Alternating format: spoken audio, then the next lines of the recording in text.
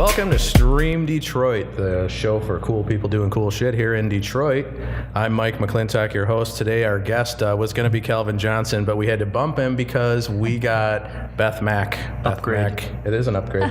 He said it was okay. He would come back next week. Right. We talked it over. Right. Beth is the SVP Global Digital and Prestige Director at Starcom MediaVest Group. That's Check right. that out. And Brad Fox over there, our co-host. Good to be here. Yeah. I'll be pretending to take some notes. Okay, good. Good for you. Welcome, Beth. Thanks for coming on. Great. Thank you. Thank you for having me. I really have been looking forward to this, so Yeah? appreciate the time. We'll probably have some background noise here. They are mad dash trying to finish this M1 rail project because in every episode of Stream Detroit we have some kind of construction noise in the background, and they got to hurry up and get out of the way and make a road for the parade to walk down. So even though it's snowing and it's like 4 degrees outside, they are throwing some cement into the ground. So It's exciting to see the progress. isn't it kind of fun? Nobody on TV here can see out the window, but we get to look outside and watch them build Trust us. M1 rail. It's cool. There's so much going on down here that's just like a lot of energy and a lot of fun.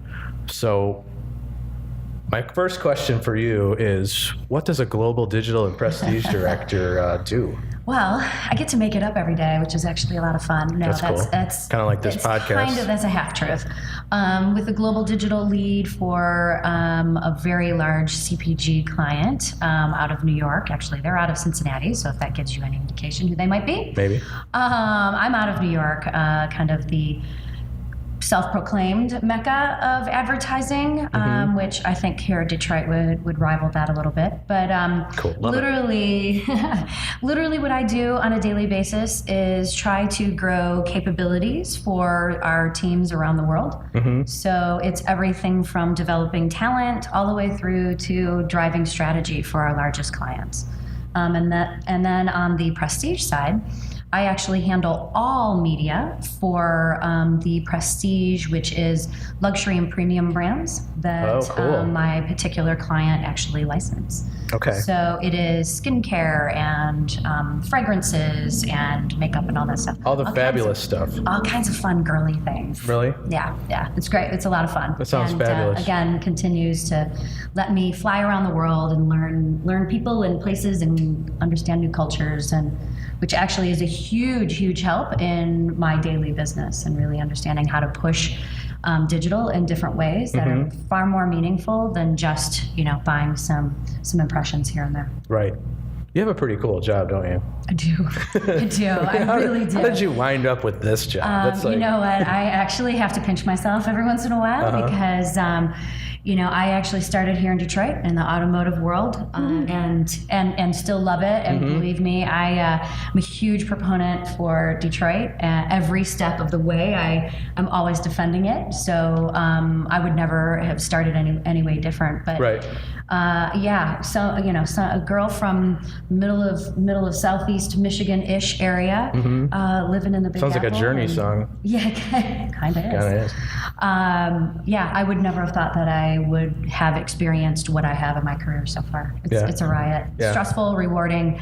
I feel nauseous every day. I feel Really? rewarded every day, and it's really. So it's I just never like know riding what a to make rocket. me. Yeah, it really is. Okay. Yeah, that's So a great way to put it. You got big brands to work with. You got startups. Yes. Which means you probably have messes all the time. Things Yeah. are supposed to work. Things go completely Yeah, sideways. absolutely. And you get to just make it up and deal with that as you go along. Yeah, I mean, that's actually the fun part about it is the fact that I have the opportunity to problem solve every day. The problems are different, the people are different, and the opportunity to make change and the opportunities that we have to do things differently are there. And, I don't think any other time in my career I've actually ever felt like this excited about being able to problem solve. Okay. In earlier days, you just kind of want to buy the media and be done and kind of do what you need to do and get out of there and go to the next party, right? And now, Well, nothing ever goes wrong on the internet. Nothing, ever. It's perfect. It always runs exactly the way you bought it. That's what I thought. Yeah. So it's really TV and print and all those that really, have problems. Right, exactly. Yeah. But that gives you sort of, TV and print and radio, that's sort of, we make this, we put it on this big platform, everybody sees it, hears it, reads it.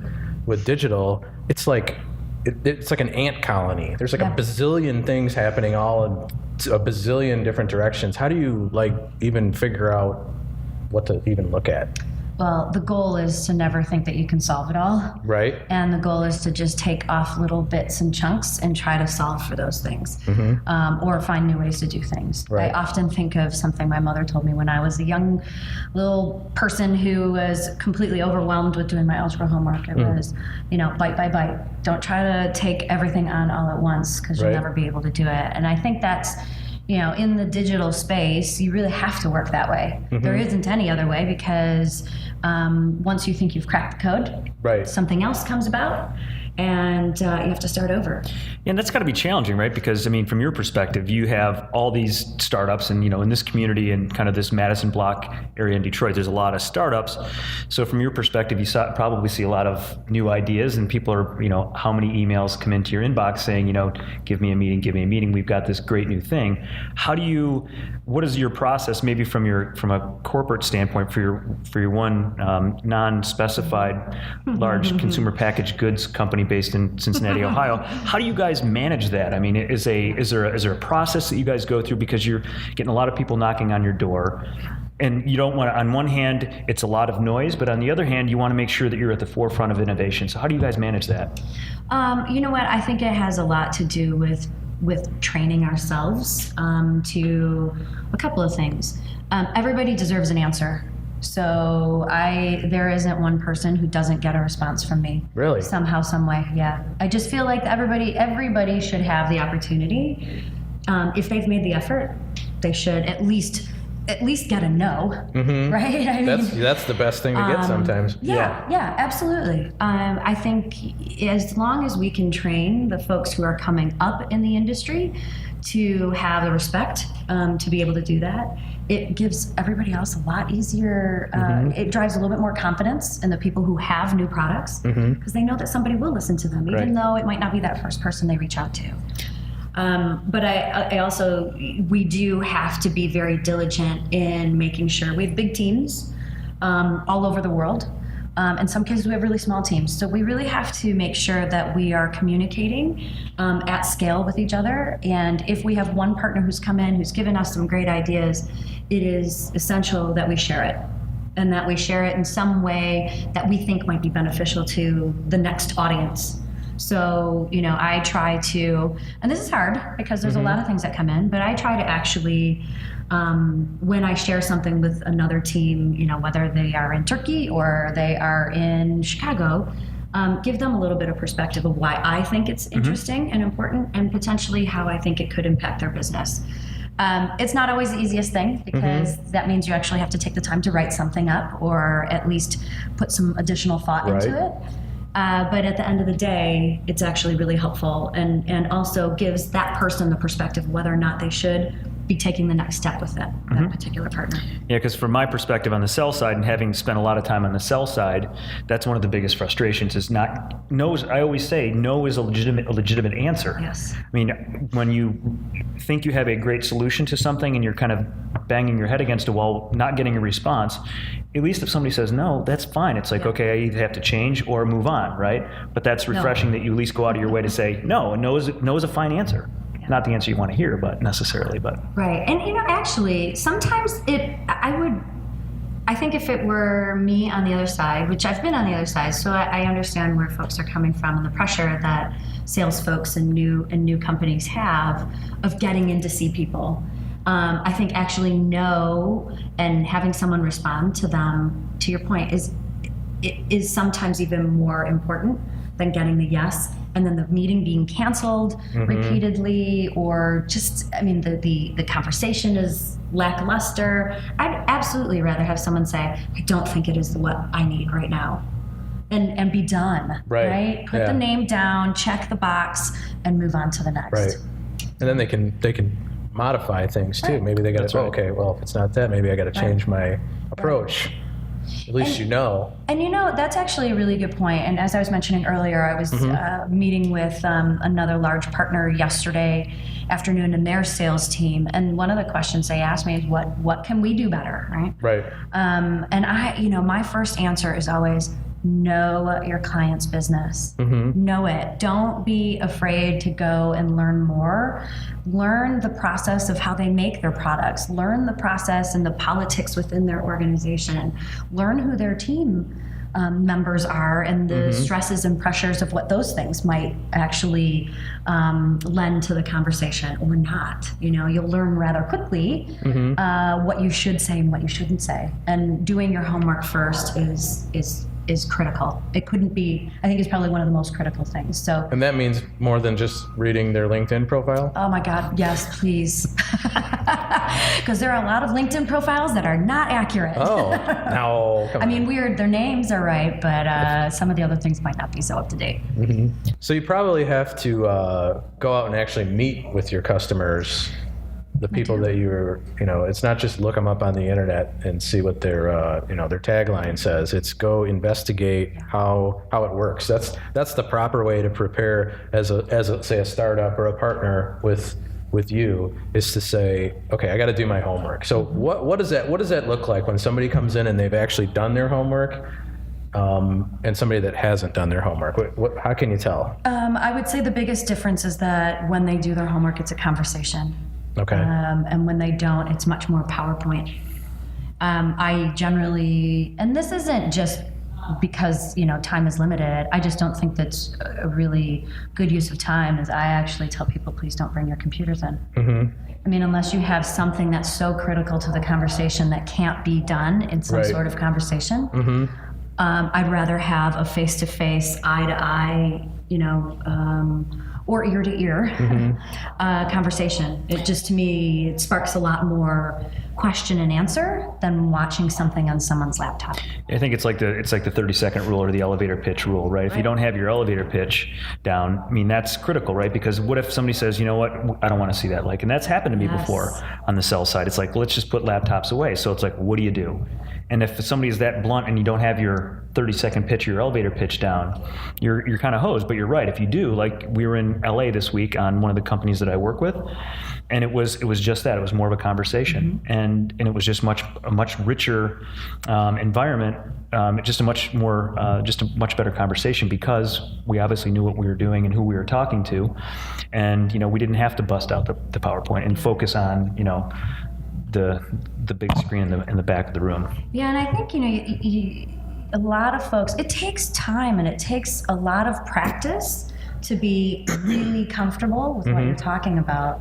And just as you would if you were up on stage or here or in a meeting of one-on-one meeting, you need to practice. You need to practice in front of a mirror. You need to have somebody actually ask you really dumb questions and really smart questions. Right. I had the pleasure. You pointed at me on the dumb ones and him on the smart ones. Just so I was just going. I think I saw her go like this. I just had the pleasure of being in a leadership training course that my company puts their top 20 or 30 leaders within the company through every year. And that was actually one thing that we did was truly role playing. Okay.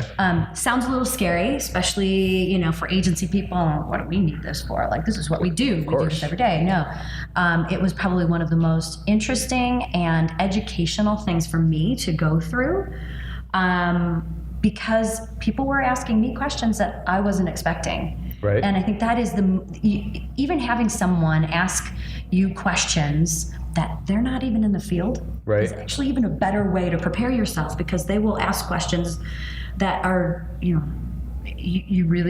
can't make any assumptions that they know enough about your company or your technology or anything to make a difference. So does that happen a lot with startups, where you can tell they don't know the ad business, for lack of a better term, and they come in and they're just, maybe that's a plus in some cases. I was actually going to say, I think it is actually a benefit to them, because they're not jaded by what we know or what we don't know, right? They come at it with heart and passion versus I need to make a quota. And that is a very different, genuine, very authentic conversation for the most part. Right. You know, they have pressures too, obviously. You know, you want to make sure that people learn about your product and adopt whatever technology it is that you're developing. But at the end of the day, you know, as long as people come in with some understanding of your business.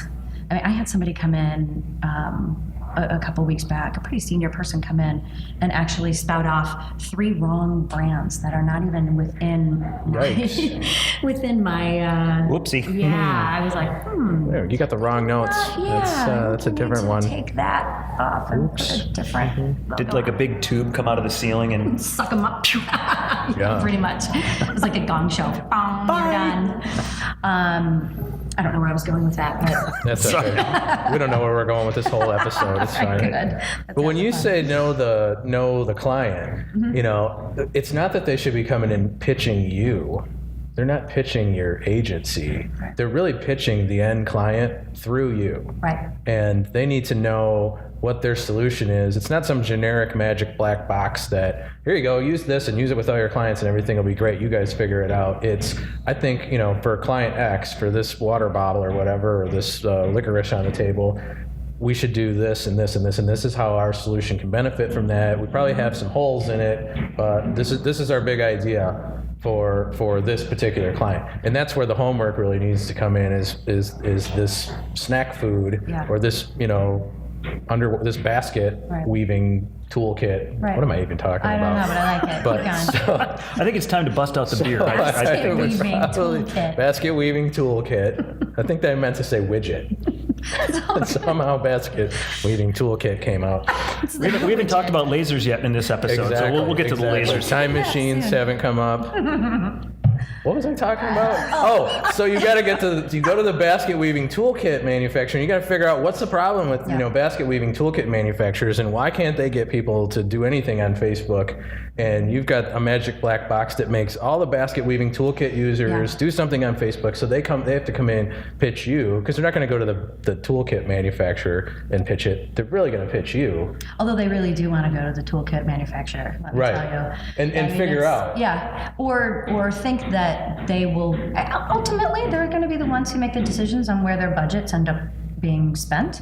Right. But they lean, you know, a lot of clients, some do, some don't, but for the most part, agencies are there to help weed out some of those things that because we know their business, sometimes even better than they know their business, as we should, we have the opportunity to make their lives a little bit easier. And that's really what I see is my job is to not overcomplicate the world for them, but to actually bring them things that they should be doing or could be doing. So you're in the primordial soup of the ecosystem of all the things that could possibly be, which is why your job is fun. And then you get to just go through all of that and say, well, this could work and this could work. What about if somebody has, you know, part of the solution, and then can you like connect them up with other people that have other parts of the solution, and then sprinkle in some magic Facebook and Twitter fairy dust and say, hey, now this could work. Is that part of your day? Yeah, I think, you know, we have a lot of opportunity to be creative in our daily jobs and should be. Right.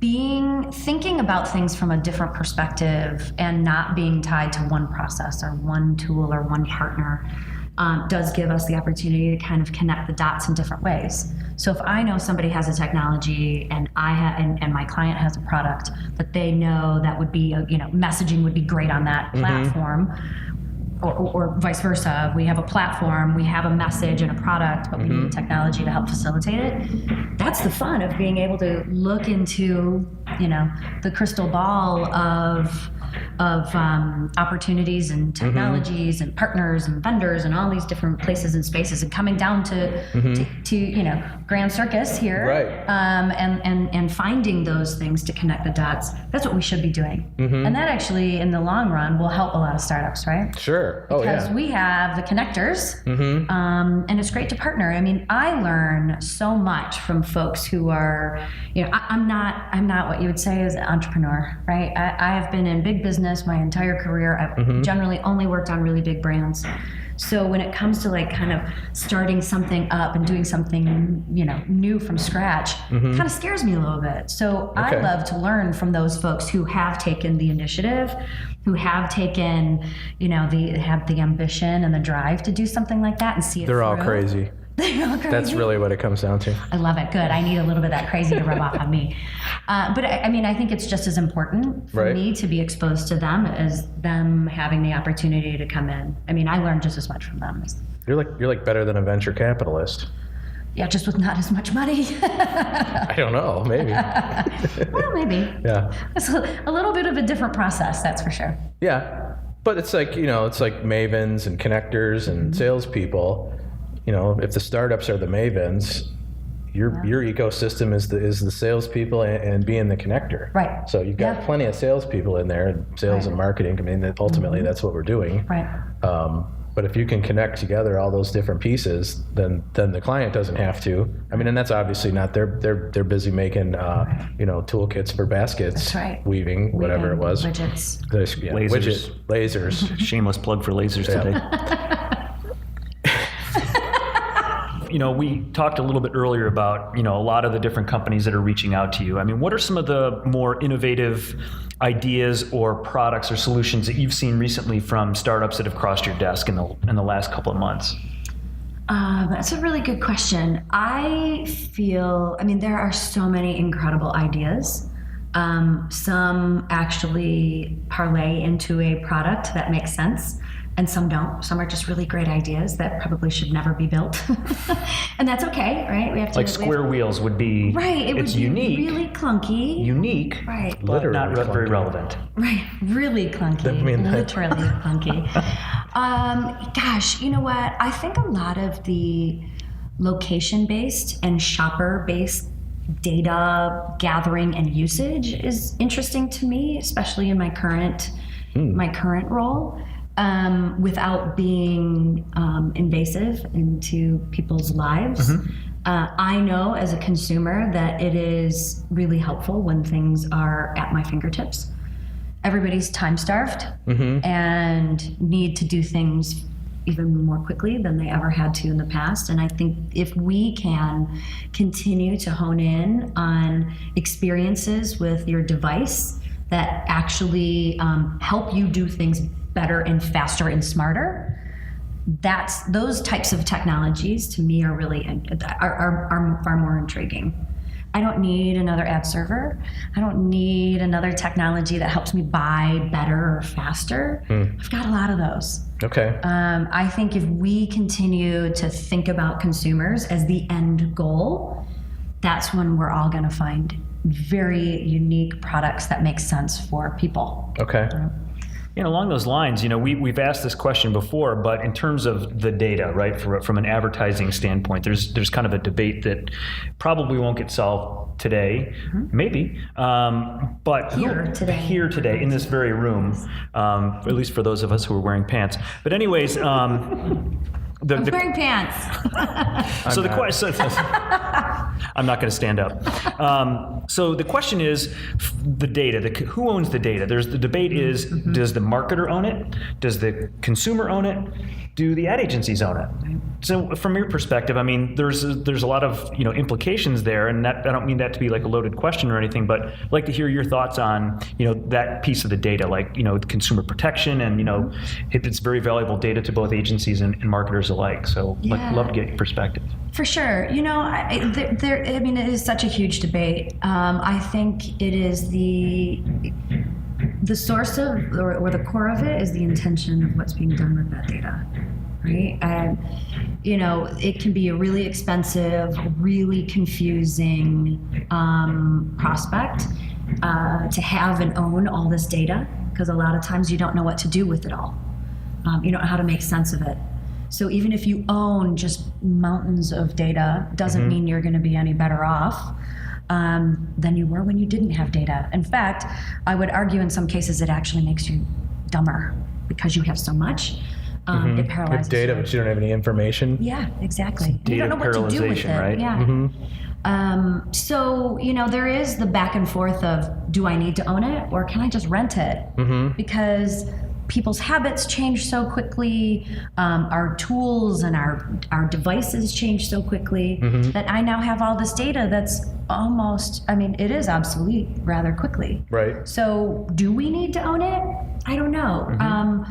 Every manufacturer, every marketer has a different view on that. I think it really depends on what you're trying to accomplish.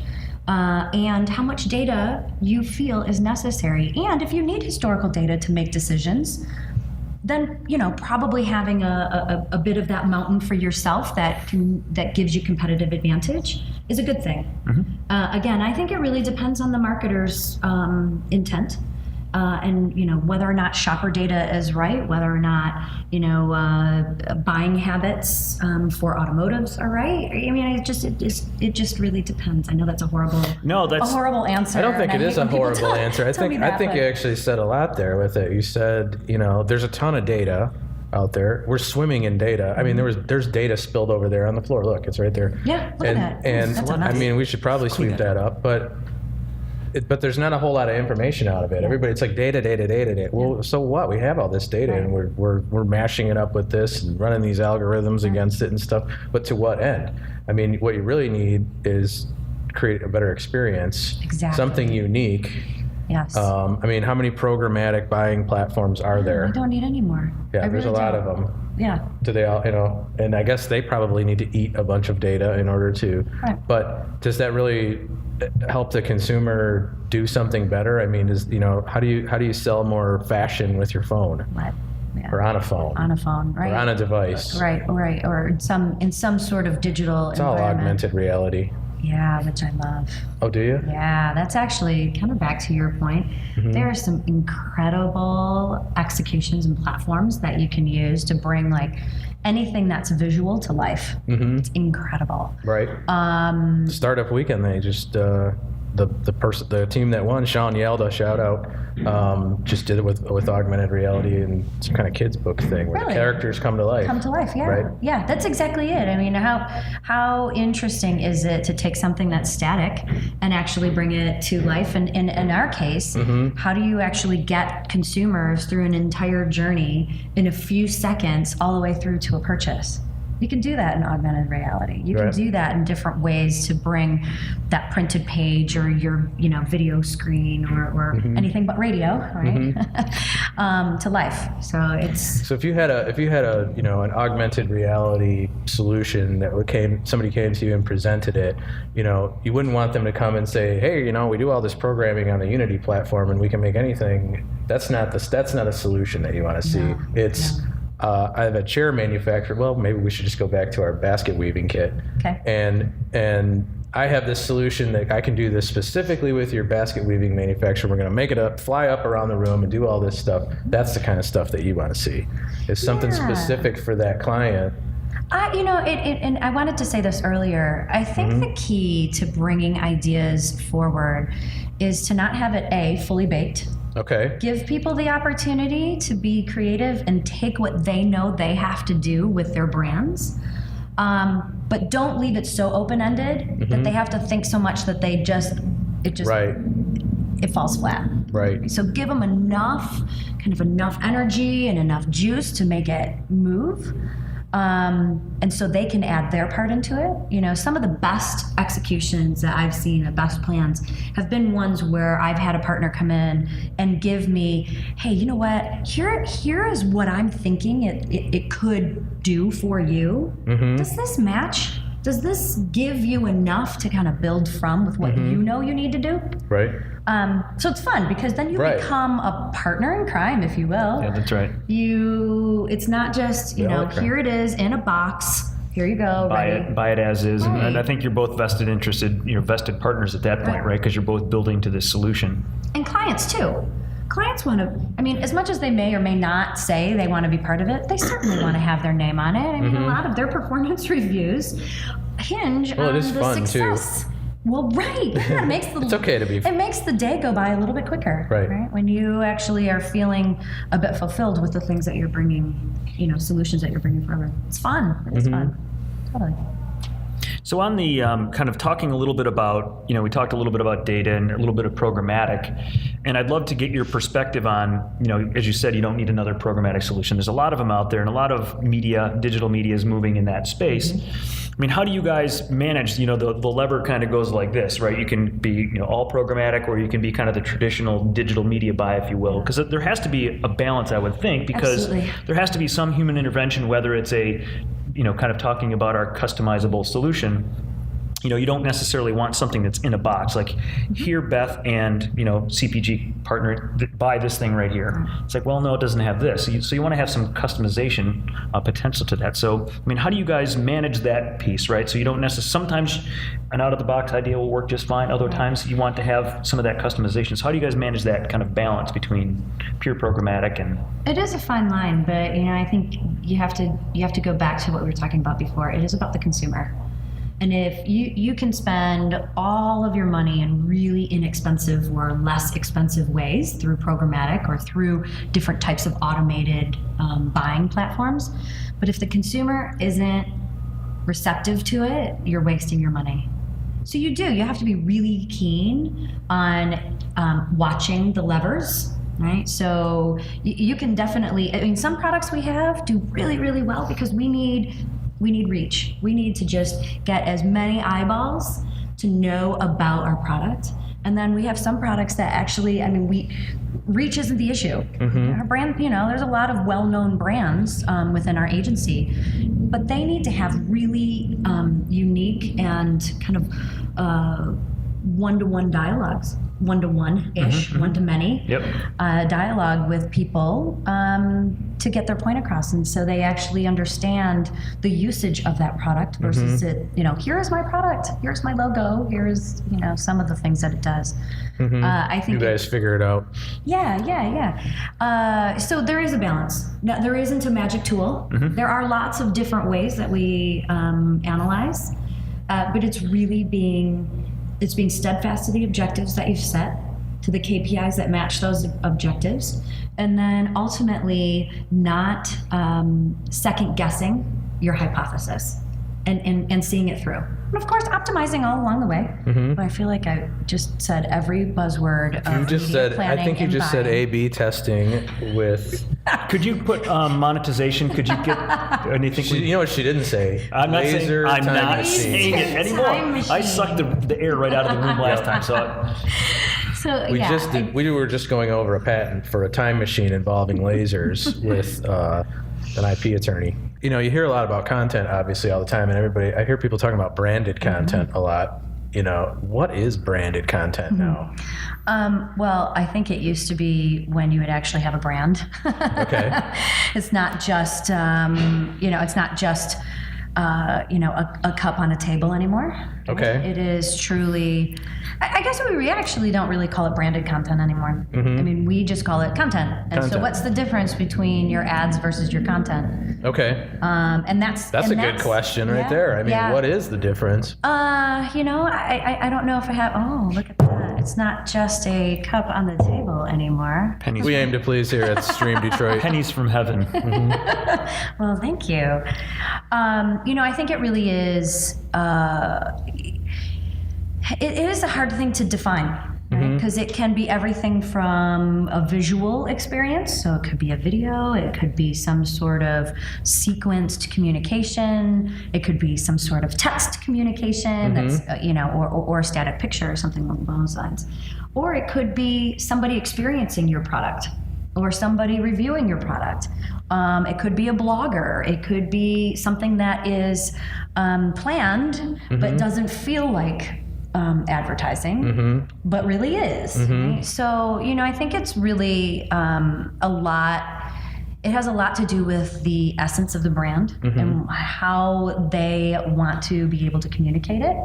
Some brands it's really comfortable to have things that are not just the brand logo. Okay. Right? Some brands really lend to that because they're humorous or they are a little less serious. And some brands really need to have advertising. They have to. If you think about the pharma category, there's not a lot of leeway. There's a lot of, legal, silos that they have to work within that don't give them that flexibility. Like those 5-minute long disclosures, or the fast talker on the radio commercial. Right, or the 4 pages in a magazine that has Right. all of the claims. So I think from the standpoint of content, it really is what helps drive and continue to further your brand's relevance with consumers. And it can be anything, and that's the beauty of it. Where does apps fall into that? Where does a whole new experience on a mobile phone? That's not content. It might use content in a new way, or is it content? Could be. It Okay. could be content. Could be. I see apps as a platform or a mechanism, just like a website. Okay. Yeah, I mean, it will have maybe a little bit more specific relevance to a consumer or to a user or to a player or whomever. But I don't see it as being content, right? I mean, it could be. Could be user-generated content. Yeah, it could be. It could be. Again, it really is. As long as we have a clear-cut definition of everything here, it will be good. And in the digital space, that's what we do, right? It's binary. It's always very specific and known and not vague at all. Yeah, that causes there's a lot of risk in that. So how does that work? Yeah. I mean, it's like just the risk of taking the flyer on these ideas. Yeah. How many, how often does it work and how often does it not work? And how do you know? I mean, what's okay and what's not? Yeah, and a lot of brands are risk adverse. In a day where a lot of people are worried about their jobs, they don't want to take, or take the extra mile. How do you get through that? In order to get something that's completely innovative, there's going to have to be some risk involved. And you should have the willingness and the desire to learn from failures or mistakes. Failure is very harsh and very ended. I think mistakes give you the opportunity to learn and to not replicate the things that didn't do so well. I was saying again to this group that I was talking to yesterday, I would rather not know all of your successes. I'd rather know your failures. I'd rather know the things and the process. Well, we got like another hour. We can talk about my failures. Good. I have a few I can share too. I have several. Wow, I'm good But at I this. think it's really, I think it's even more important for me to know how you've solved the issues that came about from the mistakes or failures than it is for me to know that everything you do is rosy and perfect and will end exactly You wouldn't the believe way. me anyways. No, I wouldn't. And you know what? I wouldn't believe you. I wouldn't believe you. I wouldn't believe you or you. Because we're all human and we're all going to make mistakes, and technology isn't perfect. Right? It is. I mean, some are, some aren't. No. But I think that's the beauty of it, and that's where partnership truly comes in, and the trust of being a partner versus being sold to. I try to call everybody a partner versus people a vendor or something like that. Supplier. Yeah, because it's just cold, It puts that wall up. Sure. But there are some that are definitely suppliers and vendors because they haven't won my respect or my trust, and they don't really care. They really don't care about what they're selling or what I'm selling, and you can tell right away. So I would like to say to the folks watching this or listening to this, how important it is to gain someone's trust. It's not by taking them out to dinner. That's fun. That's great, but it's by listening. It's by doing your homework, as we talked about earlier, and it's thinking about how your solution actually plays a role. I would rather you not come in if you didn't have that down. Right. Have it done, have it down, have a perspective before you walk in.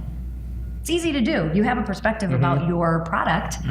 It's not hard to do to continue to have that opinion and a POV on how that opinion comes to life. So let me ask you guys a question. Okay. I would love to hear what, maybe from the folks that you guys talk to on a daily basis. What do you want from folks at agencies or in bigger business settings? Because I'm always looking to. I'm not perfect. I'm always looking to better my game and be more responsive and look at partners for partners, Right. and build new and different ideas. I'd love to hear any perspective you guys might have. I think the hardest part is, no, thank you. That's a really good question. I'm thinking. I make, technology stuff. And sometimes it's really hard for me. I look at it, it's like, okay, I got this magic black box and it's a Swiss Army dump truck. But at the same time, you're not really interested in a Swiss Army dump truck because everybody has that, right? So it's like, And they're always number one. how do you position it narrow enough to say, here's what I think will work. And sometimes it's like you think, wow, should I go in with this? Should I go in with this? You get analysis paralysis because you don't really know where it is that there's an opportunity for it. I mean, maybe there's a brand that's risk averse, and you certainly don't want to pitch this crazy idea to that. But then there's another one that is. Where do you find the opportunities that you should pitch? So before you want to spend the days and days and days formulating the approach. How do you know what's going to be worthwhile of an approach? Yeah. That's tough to figure out. It is. That does actually spark a thought. Sometimes, and you don't always have this much time and can get the right amount of time to be able to do this. But wouldn't it be nice when you go on a call or you meet with somebody, and instead of talking about your product, you just talk about the business? Mm-hmm. Oh yeah. Right. I love doing that. Yeah, and to me, if you don't ever get to the product, it's actually okay because hopefully you've learned something from each other. Right. And then when you come in next time with that product, it's positioned perfectly. Right. It's positioned, in such a way that people go, you've solved the issue that I have. Right. So I think that, called a listening tour. Yeah. You go out first. Right. Just talk Informational about conversations. what are you. It's more strategic. It's more of a strategic conversation, and I think strategic conversations ladder to more get you out of that vendor bucket. Yeah. And that's certainly a technique or a tactic that I've tried to employ in a variety of different sales roles that I've been. It's like pull versus push because ultimately if you go in there with that black box of something, that Swiss Army dump truck, or whether it's a widget, it's in a box and take it, and because you have a sales quota, that's fine. But if you are listening, it's like, hey, let's just I want to listen. What's on your desk? Yeah. What are your priorities? And that's kind of an approach that I try. But It's hard to get all that time though. it is, and It's hard to say, hey, can we have a cup of coffee? That's right. Especially if you don't know somebody. Right, exactly. Maybe we should make something. We should make an app. There's an app in this somewhere. Yeah, there is, isn't there? It's like. It's like first date for advertising or something. Yeah. Yes, it's just lunch. It's Not speed dating, right. because that's done. Okay. But It's like the it's first just date. lunch. That's like Right. for Yeah, professionals. It's just just lunch. lunch. It's just business. It's just biz or something like that. The other thing I would say from my perspective, also being on the sales side, is, and I think you kind of answered one of the frustrations from the sales side, right? You don't get a lot of response, and no is a legitimate answer, and and it's not necessarily. I mean, Beth and I, to be fair, to be open and honest, Beth and I have known each other for a long time. So I think if I reach out to Beth with an idea, she generally, and you are very good about responding. Even sometimes it's like, hey, I'm too busy, you're traveling, and that's great. But it is challenging to, at senior level, if you know some people, you can get a response. But even at lower levels, sometimes people just don't respond. And so to the extent that, feedback to you is like, the people who report up through your system, just respond. And it's like, hey, let's do this in a month or 6 months. I mean, that's a blow off, right? I mean, as a salesperson, if somebody says, well, we can't do anything until March. Well, but that's one of the key frustrations, is a lack of communication. All right, so I have a question for you guys. Okay. Tell me what new technologies or startups in the area I should be paying attention to. Well, that's a great question. I think there's a lot. Snapshare is one, shameless plug for Snapshare. So they have, and I think that could have practical applications for some of your fashion clients. Mm-hmm. And Snapshare is essentially, it's an app that you have on your phone where if you're shopping at a mall or a store or whatever, you can take a picture of it, send it out to your network, and get feedback like yes, no, or no, don't wear those clown shoes, or whatever the feedback is. But it's a great, pretty much an instantaneous, and you can even put a timestamp in there, right? I need your answer in 5 minutes or something like that. So there's, Sourcing for your wardrobe. Oh my Yeah, God, I love it's that. Can I crowdsourcing. just tell you, I should have had that last night when I was buying some pants. Or you could have, you can have like automotive applications, right? Right, So it's like, hey, I'm thinking that, shopping for a car is a little bit different than shopping for pants, for example. But I mean, something like a car, you could say, hey, I'm thinking about, this car, that car, or the Explorer, or the 4Runner, or whatever. What do you guys think? And maybe the timestamp isn't as long. So that's one that's in the area. Are You a Human is another one that's pretty interesting.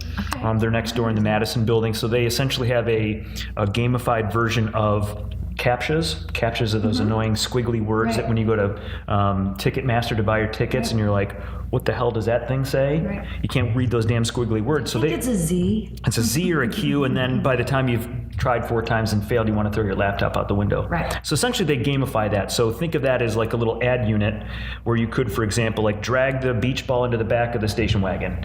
And that proves that you're a human, which is ultimately, so basic, okay. and you could brand that, right? So it's like, hey, drag this into the back of the Ford Explorer. Right. That kind of a thing. So, so there's a lot of really interesting startups that are right next door in the building. Mike is certainly exposed to a lot of the startups in the area too. So I think there's just that's what I love about this community is We all there's have a startups. ton of stuff going on right down here in this Madison block, Bamboo. There's a lot of startups too. So it's a really exciting time to be part of this kind of scene, if you will, in Detroit. That's great. I just asked these guys if they wanted I decided I was going to buy this GoPro sitting over here. Okay. And so far I got one Oh, you have response. one He said person yes. saying yes. Yeah. 100%. Buy it. Yeah. And then so that just goes So out. it doesn't have to be fashion. It can be any products that you can take a picture of. I think it's mostly fashion though, but I didn't really have. I guess I could have probably taken a. That jacket is snazzy blazer. that here. is snazzy. So yeah, I guess maybe the dork in me, the geek in me, was saying that was fashionable. We actually are looking for folks who don't know where to go, who to talk to, but might have a really unique proposition. Some are busts, some are amazing. I would say, 3 years ago, when I went to the first Mobile World Congress in Barcelona, I found, or me and a couple of my colleagues found 2 partners there that we now have incorporated into the thread of our plans, and couldn't be happier with them. But if we hadn't gone to Mobile World Congress, we wouldn't have found them and been, charter partners. So that's great advice for folks who are in the startup community here in Detroit. Those are valuable platforms for you, right? It may or may not work, but I mean, this is a great example of how it can work, right? If you have a solution that makes sense, there's definitely opportunity out And I there. would even say, too, don't be afraid to go to those places like Barcelona or to, to Mexico in Germany or to CES or, South by, it doesn't matter. Don't be afraid to go to those, even if you don't have a platform that's global. Okay. I see it as an opportunity to meet with those people who are wanting to make markets, who are looking for the partners to partner with, Right. to be, some cases could be potential partnerships on ownership, some sort of rev share deal. Don't be afraid to go to those places. You would be surprised at the level of conversation that you don't get on a daily basis when you go there. Yeah, even Cannes. I know it sounds really, a bit foo-foo. I would say like last Cannes. year, Cannes was great for so many reasons, not just You get the to go to rosé. Cannes for work. I probably was able to accomplish more work at Cannes and connections at Cannes than I have at any other event. Really? Yeah. Because it was casual and it wasn't. People are happy. They're happy. People are happy to be there. People are happy to talk to you. People want to connect. Right. And yes, you can have rosé for breakfast if you want. Most of the time you can't because you had too much the night before. Judgment free, right? Judgment free, 100%. I love you, Europe. Yeah, seriously. I love you, south of France. But It's a rough life. Yeah, God, it sucks to I'm telling live on you. those How do you do it? yachts and Right. it's crazy. But I couldn't stress that more. Put some money into your budget to go to those places. Put yourself in front of those people. I have more conversations at Mexico this year Really? just by walking the floor. I didn't have any meetings, and I ended up having about 6 or 7 conversations that have turned into something. Maybe not a full-on buy, but we've certainly continued those conversations Right. long after we've come home from Germany. I think we should go to Cannes next year, Mike. We What do you should think? definitely go to Yes. Cannes, and maybe we should go walk through Bamboo and the Grand Circus co-working floor. Right. Yeah. Right. Probably some really cool things down there. Yeah. Yeah, we should do a tour. Oh yeah. We should do a little. We could put the podcast tour. GoPro on our forehead Right. and just make it a Stream Detroit episode. That's a great idea. Truly streaming. Mm-hmm. Yeah, that would be fun. I'd like to be part of that. That would be. Okay. That would be really I'm in. fun. We're All right, we're good. down. Done. Right. Well, It's part of our app too. right. Nice. Anything else you want to talk about? Wow. What do you see is on the horizon? I was going to ask you the same thing. What do I see is going to be on the horizon? I see more self-service people who don't just necessarily get an ad, but can interact with the brands the way that they want to on the platform that they want to. Okay. So yeah, certainly creative things like augmented reality to get the attention, but at the same time be able to actually do the transaction right there. If I'm on the phone, or I'm on this platform, or I'm in Xbox, why do I have to leave Xbox and go somewhere? Why do I have to can't waste I my just time? Why can't I just go yes please, and then somebody knocks on my door and delivers? I love it. Yeah. I'm all about that. Mm-hmm. When you think about, there's been a lot of conversation about, the change in millennials, if you will, and the folks, the younger generation coming up. Mm-hmm. I couldn't be far enough out of the millennial range, Mm-hmm. but I feel like I have a little bit of the energy and enthusiasm about the digital space or mobile space or mobility or whatever. But you think about how their predisposition to technology, it's not something new. It is part of the thread of their being, and if they didn't have it, it would be like cutting off an arm. Versus, when we grew up, TV on Saturdays. Yeah, I remember when we got cable. Right? Yeah, that's a big deal. I ran home from school. Yeah, and now you can watch whatever you want to off of your mobile device, no matter where you are in the world. So Like Right. Simpsons in bed, for example. exactly. There was a point where Penny from Inspector Gadget had the computer book, and that was like going to be in the future. That was whoa. And there's stop the process. computer books all over the room right now. Yeah. I mean, I have more processing power in my phone than I do Yep. even on my Mac, Right, which is only a year old. right. It's it's really incredible. But we have to be really, really mindful, and us, Stone Age people in the media world have to be really, really mindful about how different people are going to be. But not thinking they're going to be like the Jetsons when we were younger. It's a process. I do want my flying car, and I'm pissed about it. I would like a flying car. It would get me to and fro Right. far faster than an airplane. But I think a scaled up drone would be what the doctor ordered, right? I mean, there's drones everywhere, right? In fact, we should do a drone. single person drone. Or like you could rent it like Uber, right? So you could have 1 person, 4 person, 6 person, right?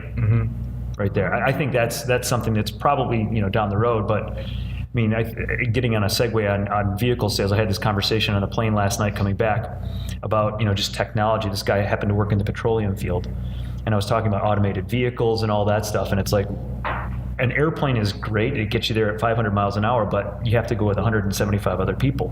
What if you could at some point, like an Uber-like service for a drone or something like that, just how many people, for, where are you going? I'm going to rent it right now. Oh my God, I would love that. Yeah. Then I wouldn't have anybody crinkling bags. No potato chip bag crinkling. I could just do it on with my private, plane, with all my the private Uber jets plane. that are sitting around doing nothing. Right. We've got a lot of ideas coming out of this today. this is Great. like, I think I sense another beer coming. we should probably retire to the watering hole and discuss these. I love it. Well, great. Well, Beth, thanks for coming on the Thank show. you. Our second Thank you. installment of Big Digital Thinkers. It's great to see you again. Great. Thank you very much. I've really had a great time. Thanks, and we did too. Can't wait until the next time we can We'll do it chat again. We'll do it again in Cannes. Yeah. All in favor? Aye. Aye.